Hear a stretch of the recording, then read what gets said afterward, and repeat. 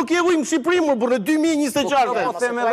Ui, edhe ju më përmendni akoma Europën. Ne s'kemi ujë e dritë dhe rrugë. Që s'kemi lek, Ore, nuk ka. Në gjatë, disa cilë vend jena në për burime ujore.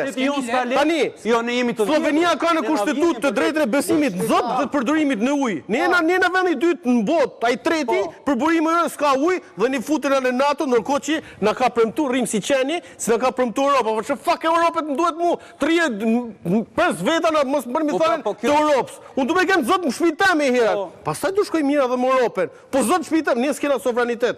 Sa ka shku borxhi i shtetit? Me 51% ti nuk ke sovranitet. Ka shku diku 87%. Ti je legend i Europës, o.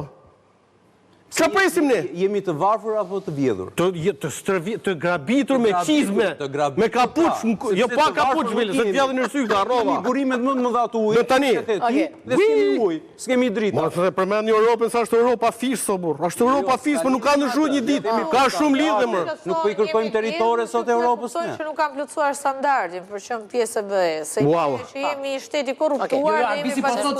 Si po ku mësuam ne korrupsionin më? Që të mos na lënë. Po ne dol me shembullor më nga Vërhoxha. Ne jemi më keq se brenda, më mirë të jemi brenda pas. Nga situata në Vërhoxhë ne dol me shembullor, ka mësuar me korrupsionin ne. Nga Europa mësuam. Ku do pastrohet legu Po pra te ta legenin ai. Po hyrë në Europë nuk e pastron dot legun e pisës. Pastron, ke ditë. Pastron në xhamu. Në Bruksel pastrojnë. Pastron gjithë atje vjen. Okej. Gerta. Ha më Gerta. Po tani Si do zgjidhim të hall me partitë politike? Zgjidhësh ti aman. Halli madh. Gerta, për mua ju po merreni me prokligjin e gabuar. Ju do të merreni prokligjin për partitë. Nuk po merremi. Që kanë 135 parti që marrin para dhe se di njeri çfarë janë e ku janë. Këtë duhet të zgjidhin. Po patjetër pra. Po, se nuk thon çfarë bëjmë me parat. Transparenca pra. Po pra, edhe kalon një vit, 2 vite dhe harrohen këto. Ajo që mua më shqetëson më tepër është që unë e thash edhe te komisioni dhe është që palët politike përpara se të fillojnë me teknicianët dhe me ekspertët për t'i futur në punë, në misionin edhe në mesazhin që jep Komisioni i Reformës Zgjedhore është dhe pyetja ime ishte direkte që nëse ne duam t'i bëjmë këto gjëra fillimisht para se të fillojnë ekspertët punojnë, do duam të kemi një përgjigje.